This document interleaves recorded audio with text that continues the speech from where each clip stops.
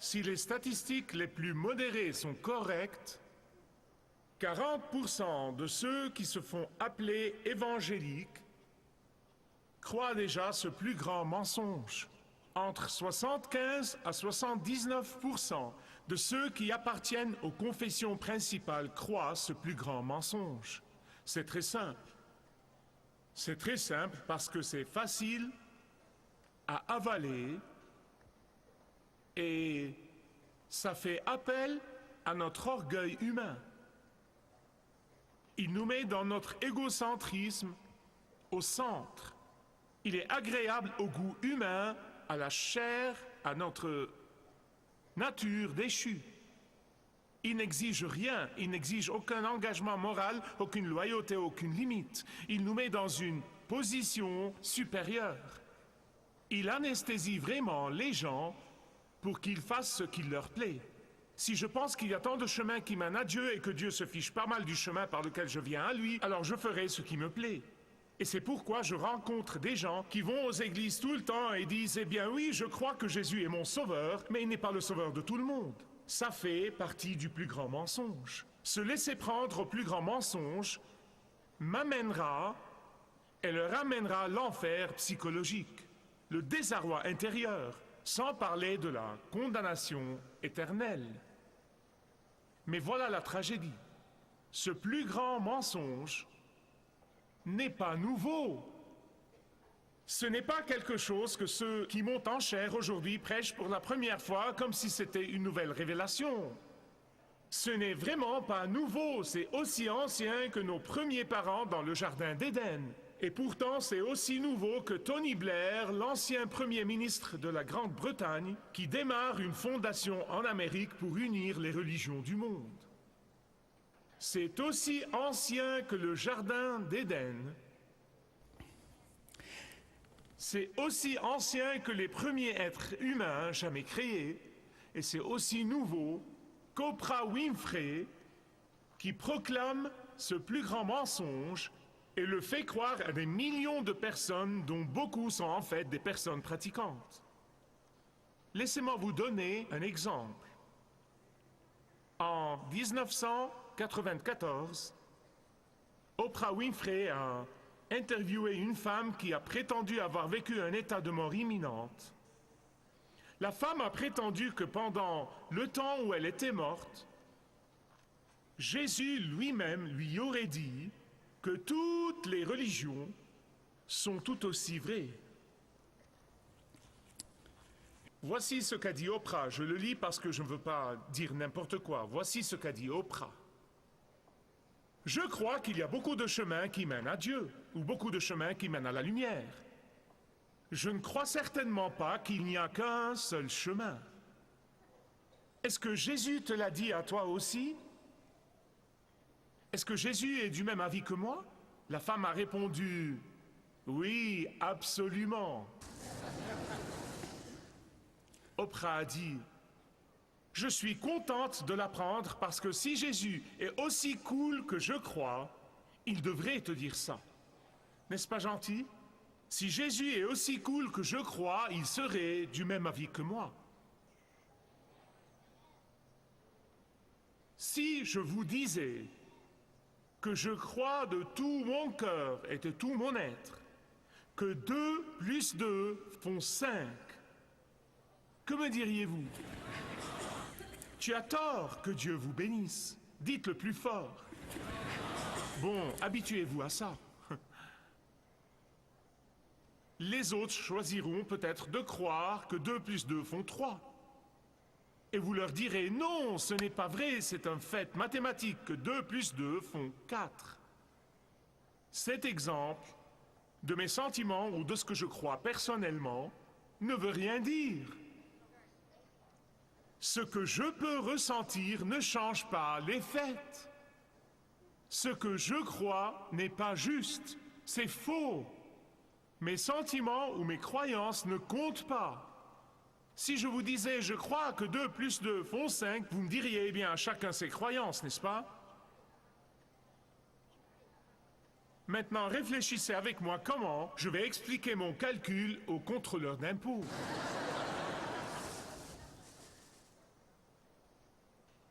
me feront vite savoir ce qu'ils pensent de ma croyance. Et je me fâcherai et je me mettrai en colère contre le fisc et je leur dirai, ce serait pour des raisons différentes, mais je leur dirai, c'est de l'intolérance de votre part. Vous êtes intolérant quand vous me dites que je dois croire que 2 plus 2 font 4. C'est de l'intolérance. Et encore, j'essaierai d'exercer mon calcul et ce que je crois à la banque. Et ils me montreront à quel point ils sont tolérants. La tolérance ne veut pas dire que je dois accepter ce qui est faux. La tolérance ne veut pas dire que je dois approuver ce qui est faux. La tolérance ne veut pas dire que je dois changer mes faits afin de vous faire plaisir. La tolérance ne veut pas dire que je suspends mes facultés et ma compréhension de la vérité afin d'arriver à bien m'entendre avec vous. Non et 1000 fois non. La tolérance me dit, tu as tort et tout à fait tort, mais je vais te respecter, je vais même t'aimer en tant que personne. Mais j'aurai toujours tort. Dans le monde réel, il n'y a pas beaucoup de tolérance à l'égard de la croyance erronée, sauf lorsqu'il s'agit de Jésus. Si vous remplissez votre voiture de jus de pruneau au lieu d'essence, vous découvrirez vite que vos moteurs ne tolèrent pas vraiment le jus de pruneau. Si vous remplissez votre verre d'essence au lieu de jus de pruneau et que vous le buvez, vous découvrirez vite que votre corps ne tolère pas vraiment l'essence. Voilà comment c'était au commencement, quand Dieu a créé un homme et une femme et les a mis ensemble dans le jardin. Il leur a dit, vous avez toute liberté pour jouir des plaisirs du jardin à l'exception de celui-ci. Vous pouvez manger de tous les arbres du jardin à l'exception de celui-ci. À ce moment-là, Dieu leur a donné la liberté de choisir, car notre obéissance et notre soumission honorent Dieu. Il n'a pas créé des marionnettes qu'il tire par des fils. Bien sûr, dans son plan souverain et sa volonté souveraine, il appelle les gens à lui. Bien sûr, nous comprenons ça, mais néanmoins, il nous a donné la volonté libre. La volonté libre veut dire que vous pouvez choisir de mettre du jus de pruneau dans votre voiture au lieu de l'essence si vous voulez. Tant que vous savez vraiment que vos choix ont des conséquences. Dans ce cas, ce sont des conséquences éternelles. Et l'éternité est un très, très, très long temps. Le diable rebattait les oreilles à Ève et lui répétait à satiété, « Jeune femme, tu ne sais pas de quoi tu parles. Jeune femme, Dieu est cool. Et si Dieu est cool, et aussi cool que je le crois, il ne vous limitera pas. Et il ne vous empêchera pas de manger de cet arbre. Un Dieu cool ne gâcherait certainement pas vos projets. Ah, tu as du mal comprendre. Tu sais, Ève, que ton interprétation de ce qu'a dit Dieu en vaut bien la mienne ou celle de n'importe qui d'autre. Et Satan a offert à Ève et à Adam une fausse sagesse. Une fausse sagesse. Vous voyez, le monde aujourd'hui est rempli de fausses sagesses. Et cette fausse sagesse a l'air bonne, elle a l'air convaincante, mais elle est fausse, elle n'est pas la vérité. Et Ève et Adam se sont laissés prendre. Et ils ont vite découvert qu'ils se sont laissés prendre au plus grand mensonge. Mais c'était trop tard. C'était trop tard. Vous voyez, croire le plus grand mensonge mène à la désobéissance, et la désobéissance à la parole de Dieu mène à une communion rompue avec Dieu. Et une communion rompue avec Dieu mène à la peur, à l'anxiété, à la dépression, à la haine de soi, au vide, à une vie dépourvue de sens, et à faire un effort pour se cacher de Dieu. Et c'est exactement ce qu'ont fait Adam et Ève, ils se sont cachés de Dieu. Bien-aimés, écoutez-moi, il y a des millions et des millions de gens, et je n'exagère pas, qui se cachent de Dieu sur les bancs d'église, dans tout le pays. Car croire le plus grand mensonge crée un abîme entre Dieu et l'homme. Et puisque Dieu est la seule source de paix et de joie et de contentement et de bonheur et de salut éternel, quand nous rompons cette communion, nous nous retrouvons dans une vie de désarroi et dans une éternité de gouffre sans fond. Croire le plus grand mensonge nous fait sortir du jardin et nous fait entrer dans le désert de l'insignifiance. C'est le fond du problème. Dans le désert de l'irrésolution. Et Adam et Ève ont perdu non seulement le jardin, mais encore la joie pure qui ne peut venir que de l'intimité avec Dieu et de la communion avec Dieu. Pour elle, c'était la douleur de l'enfantement. Pour lui, c'était les épines et les ronces du désert. Et pour les deux, c'était des enfants qui étaient en conflit l'un avec l'autre jusqu'à ce que l'un tue l'autre. La race humaine s'est multipliée et sa tendance à croire le plus grand mensonge s'est multipliée aussi. Mais Dieu, dans sa miséricorde, dans sa grâce, a fait à Adam et à Ève une promesse.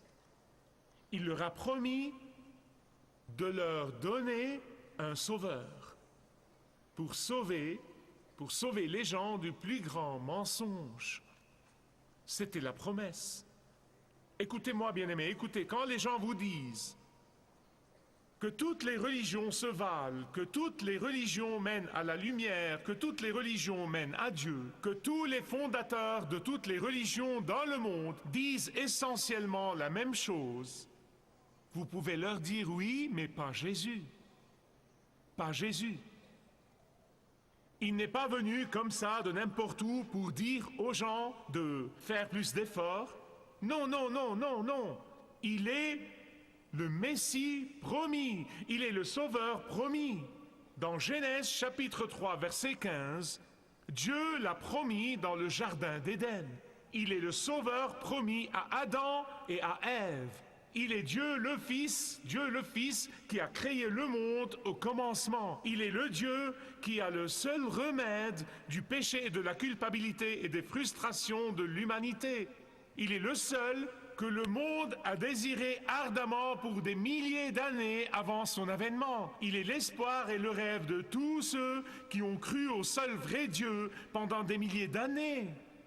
En d'autres termes, il n'est pas le fondateur d'une religion, il est le fondateur du ciel et de la terre. Il est le fondateur de la vie humaine, il est le fondateur de l'univers, il est le fondateur de la vie éternelle. Et voilà la promesse. Si vous avez vos Bibles, je vous prie d'ouvrir à Genèse, chapitre 3, verset 15. C'est, bien-aimés, le point essentiel et le début du christianisme. Le début du christianisme se trouve dans Genèse, chapitre 3, verset 15. Marquez-le dans vos Bibles, c'est très important. Voici ce qu'a dit Dieu à Satan dans le jardin. Genèse 3, 15. Il lui a dit, je mettrai inimitié entre toi et la femme, entre ta postérité, au singulier, et sa postérité encore au singulier, t'écrasera la tête, et tu lui blesseras le talon. Que dit Dieu là dans Genèse 3,15? Voici ce qu'il dit, écoutez avec soin. La postérité de la femme, c'est Jésus. Il est Dieu de Dieu même avant la fondation du monde. Il est né d'une femme. Il est la postérité de la femme. Satan lui a blessé le talon. Il l'a fait. Vous le voyez très clairement dans l'Évangile. Il tentait Jésus à chaque instant. Il le tentait à tout point de vue. Il mordillait son talon. Il ne le laissait jamais tranquille. Il l'a tenté dans le désert. Il l'a tenté dans les rues. Il l'a tenté partout. Et Satan a fait tout son possible pour empêcher Jésus d'aller à la croix de Calvaire. car il savait que c'était le seul plan de Dieu pour le salut. Et c'est pourquoi il voulait l'empêcher de racheter l'humanité, de nous donner le salut. Ah, mais écoutez, quand Jésus a ressuscité d'entre les morts, il a écrasé la tête de Satan et il a détruit le pouvoir de la mort. Et la mort n'a plus de pouvoir sur les croyants. Et c'est ce que cela veut dire. C'est ce que cela veut dire. Il blessera son talon, mais Jésus lui écrasera la tête. Si vous menez une vie de défaite, c'est que vous écoutez le mensonge de Satan. Mais Jésus veut que vous meniez une vie de victoire. Il veut que vous viviez au-dessus de vos circonstances. Il veut que vous viviez comme un enfant du roi et non pas comme un indigent. Il veut que vous viviez avec la puissance qu'il a rendue possible par le Saint-Esprit de Dieu. Et c'est pourquoi, bien-aimés, Jésus et Jésus seul est l'accomplissement de ce qu'a dit Dieu dans Genèse 3,15. Maintenant, n'importe qui peut mettre Jésus dans le même panier avec les autres fondateurs de religion, avec les soi-disant fondateurs de religion, avec tous les inadaptés et tous les assassins et toutes les personnes confuses et tous les charlatans. Ils peuvent faire tout ce qu'ils veulent, mais pourvu qu'ils comprennent qu'il y a une fin tragique à leur choix. Ceux qui croient le plus grand mensonge, qui dit que Jésus était le fondateur d'une religion comme tous les autres, essayent de mettre du jus de pruneau dans leur réservoir d'essence et ils se demandent pourquoi ils mènent leur vie dans la pagaille et dans le désordre. Avant qu'ils ne mettent la bonne essence dans le réservoir de leur vie, à savoir Jésus, ils seront misérables non seulement ici-bas, mais ils passeront l'éternité dans le désarroi. S'il vous plaît, écoutez-moi. Une partie du plus grand mensonge, un sous-mensonge si vous voulez, c'est que les gens disent « Si vous m'aimez, vous serez d'accord avec moi et vous ne me direz pas que j'ai tort. » Vraiment? Quel genre d'amour est celui-ci? Quel genre d'amour si je vois quelqu'un sauter du 10e étage et je ne fais pas tout mon possible pour l'empêcher de le faire? Je l'implore. Et si je peux littéralement le retenir physiquement, je le ferai. Ça, c'est l'amour véritable. Et non pas le contraire. Et c'est par amour que nous proclamons la vérité. C'est par amour que nous disons aux gens qu'il y a un mauvais chemin et qu'il y a un bon chemin. C'est par amour que nous insistons que 2 plus 2 font 4. Aussi sincères que les gens soient en croyant qu'ils font 5 ou 3 ou n'importe quoi d'autre. C'est par amour que nous disons aux gens de cesser de mettre du jus de pruneau dans leur réservoir d'essence et de l'essence dans leurs estomacs.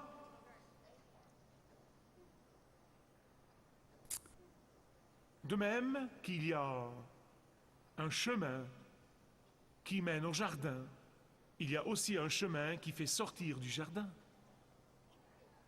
Le seul chemin qui mène au jardin, c'est l'obéissance à la parole de Dieu. Et le seul chemin qui fait sortir du jardin, c'est la désobéissance à la parole de Dieu. Un chemin pour chaque sens.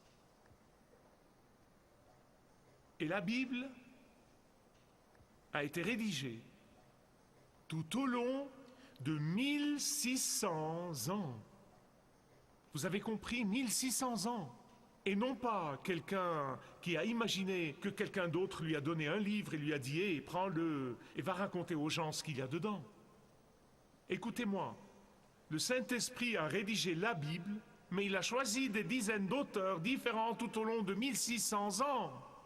Et ils étaient tous de milieux différents, c'était des bergers, des docteurs, ils venaient de professions différentes et de milieux différents, des hommes, des femmes, c'était une variété, 1600 ans. Et pourtant, ils racontent tous la même histoire. C'est le miracle de la Bible. C'est le miracle de la Bible. Et par conséquent, bien-aimés, ce n'est pas par hasard que la Bible commence par la Genèse et se termine par l'Apocalypse. Ce n'est pas par hasard. Le commencement de l'humanité reflète la fin de l'humanité. Au commencement, les êtres humains vivaient dans un environnement beau et primitif qui s'appelait le Jardin d'Éden, et ils avaient une communion ininterrompue avec Dieu Et dans le livre de l'Apocalypse, nous voyons les croyants ressuscités au ciel et ceux qui ont ressuscité avec le Seigneur Jésus-Christ dans une belle cité, jardin qui descend des lieux célestes et où ils vivent en communion parfaite avec leur Créateur. Le premier chapitre de la Genèse décrit un mariage entre un homme et une femme. Et le dernier livre, le livre de l'Apocalypse, décrit un autre mariage entre Jésus, le marié, et les croyants, la mariée. La mariée de Jésus ne comprend que les croyants qui n'ont pas accepté de croire le plus grand mensonge. Elle ne comprend que ceux qui ont livré leur vie à Jésus-Christ et à lui seul. Elle ne comprend que ceux qui croient que le seul chemin qui mène au ciel est Jésus et Jésus seul. C'est la mariée de Christ. La mariée, c'est ceux qui croient qu'il n'y a qu'un seul chemin au salut. Et c'est pourquoi Apocalypse 19, versets 7 et 9 disent « Réjouissons-nous et soyons dans l'allégresse et donnons-lui gloire, car les noces de l'agneau sont venues et son épouse, la mariée, s'est préparée. Et l'ange a dit à Jean, le révélateur, écrit « Heureux ceux qui sont conviés au festin des noces de l'agneau. » La parallèle entre le premier livre de la Bible et le dernier livre de la Bible est même plus profonde. Dans la Genèse, le Créateur Dieu donne à l'homme toute autorité sur la création. Dans l'Apocalypse, le peuple de Jésus, ceux qui refusent de croire le plus grand mensonge et croient qu'il est le seul chemin, qu'il n'est pas comme tous les autres, reçoivent l'autorité pour régner et gouverner sur tout l'univers avec Jésus. Dans la Genèse, l'humanité a commencé dans la paix et la joie. Et dans l'Apocalypse, grâce à Jésus, ceux qui appartiennent à Jésus passeront l'éternité dans une plus grande paix et dans une plus grande joie qui dépasse tout ce qu'on peut imaginer. Vous voyez ce qui est arrivé entre la Genèse et l'Apocalypse, c'est Jésus. Qu'est-ce qui est arrivé entre la Genèse et l'Apocalypse? Que Dieu vous bénisse. Comme Dieu l'a promis à Adam et à Ève, dans Genèse 3,15, Jésus est venu du ciel. Il est né d'une femme, il est la semence ou la postérité au singulier de la femme. Et c'est pourquoi lui seul, par sa mort sur la croix et par sa résurrection, lui seul a résolu le problème du péché et de la culpabilité et de la haine de soi et du désespoir. Et bien-aimé, c'est la vérité, toute la vérité et rien que la vérité. Peut-être qu'il y a quelqu'un ici aujourd'hui qui dit « Michael, j'ai écouté des pasteurs et je suis tombé dans le piège de penser que Dieu est tellement grand qu'il a beaucoup de chemins, juste comme il prêche, et je me suis laissé prendre. » Aujourd'hui, vous pouvez dire « Seigneur Jésus, je regrette de m'être laissé prendre au plus grand mensonge.